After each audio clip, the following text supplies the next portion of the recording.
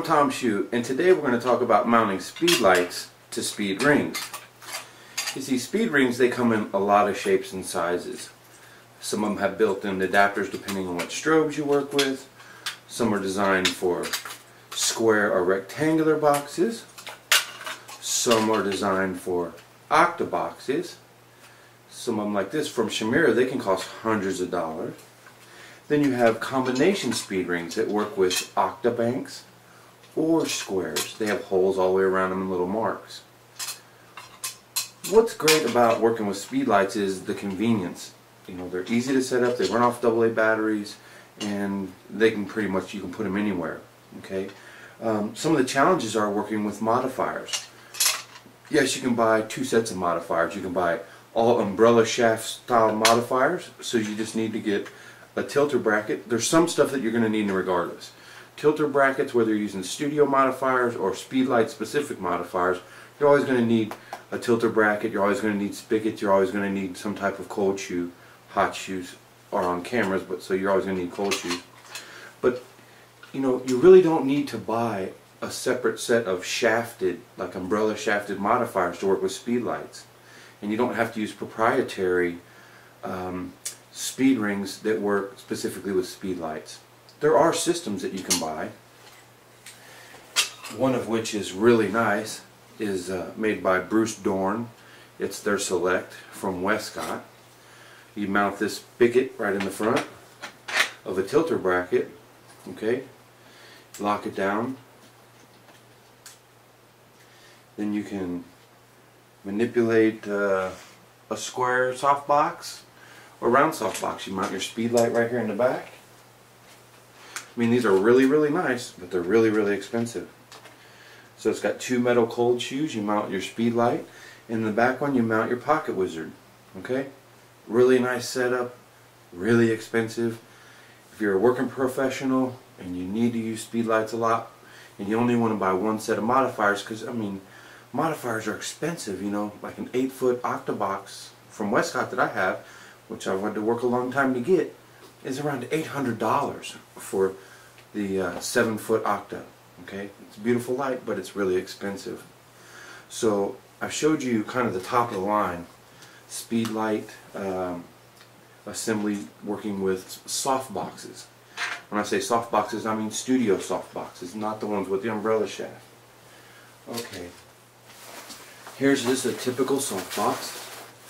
It's a 3-foot by 4-foot soft box. It's got 4 shafts on it, and it works with a speed ring. I'm going to show you a way that you can do things for a lot less money. Okay, before I had my Bruce Dorn setup that I use a lot, I did it my own way. Okay, I started with a PhotoFlex speed ring. This is an 100 SC. Cool thing about this, it has a brass insert with a 1/4-20 thread. Okay, so there's a few parts you're going to need. First, you're going to need your tilter bracket, like we always need with anything. You're going to need a double spigot.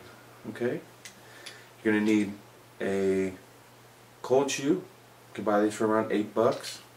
The spigot costs you around $6 to $8. And you're either going to have to find or buy an angle bracket. Okay, this angle bracket's just a piece of metal. You can just get a piece of thin metal and bend it. It's good to put a little, they're called pins. Okay, pinch pin to push through the bracket. You notice in the bottom of this speed ring, okay, there's 2 holes, one on each side. And what happens is this little bracket will mount on there, and this pin that I have sticking through, okay, it indexes in one of those holes to keep it from turning from side to side. And I'll show you how this all works. It's a pretty neat little setup. So first what we'll do is we'll just take and we'll mount our bracket. Okay, you're always going to kind of pay attention to which way the light's going to come through. So the speed light's going to come on the back, so we want to mount this so our angle is in the back. Okay, so what we're going to do is we're going to use, you can use a nut or a bolt, but I have a little 1/4-20 knob.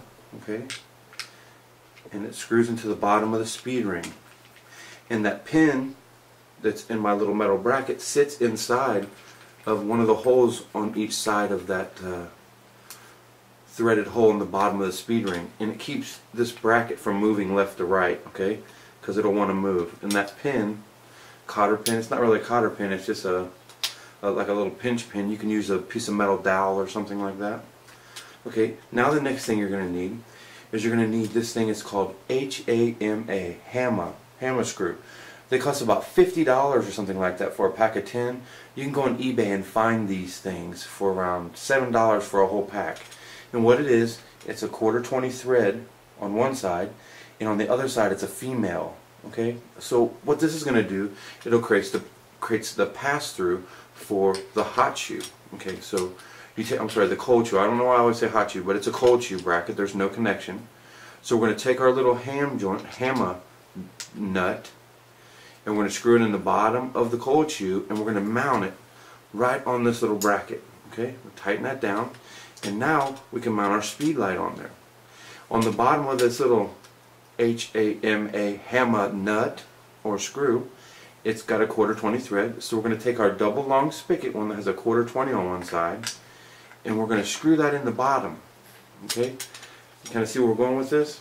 We've taken this speed ring, which you can get on eBay for around $6 to $8, sometimes $10. The shipping is going crazy on eBay. Everything is $10 to $15 for shipping, which I don't get it, but postal profiteers really irk me. So I try not to do business with people that try to make profit on shipping. So I'm real selective, and I just wait and I buy things that I need. So here we are. We're going to set this into our umbrella bracket just to hold it for a second. Okay, now we can tilt our speed ring any way we want. Now we're going to grab our flash, and we're just going to mount it in there. Okay, tighten it down. Let's turn this around so you can see it. So there you have it. Our flash is just pointing straight in the center. So let's put a softbox on this. Okay, I'll try putting it on when it's on the stand, but I have a really hard time doing that. I normally have to put them on the ground, so let's give it a try. You guys can watch me fail at doing this while it's on the stand. I'll tell you who's good at it. My friend Jimmy Smelsner. He can do it with a bunch of Westcott lights right on there.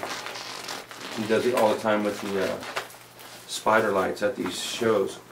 So we stick that one in there, and we'll stick this one in the bottom here. Alright, so now we have our softbox set up. Let's put our Velcro on it. And I'll back up so you can kind of get an idea of what we're doing. But it's a really quick setup, and it only cost me probably, you know, $20 in parts, maybe $30 in parts. And I've set up, we'll call it the ghetto dorm setup. But this allows me to move my softbox around and run a speed light with studio modifiers. So that's really great. You know, we can move our hot box or softbox up and down, and we can tilt it any way we want. Okay, lock it off, and we're ready to light. Okay, this is a 3-foot by 4-foot softbox hooked onto a speed light. What else can I say? A little bit of ingenuity, a little bit of effort and time, and a little bit of patience. You can pretty much do anything you want with your lighting. It's not about how much money you spend, it's about the finished product. You know, getting the light on the subject. Spend some time and some effort. Look around you, find some things that might work for you. You might have to go to a local machine shop. A lot of times women get away with a lot of things when they go visit men's businesses and say, I've got this idea and I want to be able to do this and I want to hook this to that, and go in with a handful of parts, and they might be able to adapt the speed ring to hold your speed light right onto the back of a speed ring. All you need is something to hold the whole apparatus onto a tilter bracket, and you're good to go. I want to thank you all for taking time to visit my blog today, and until next time, we'll see you soon.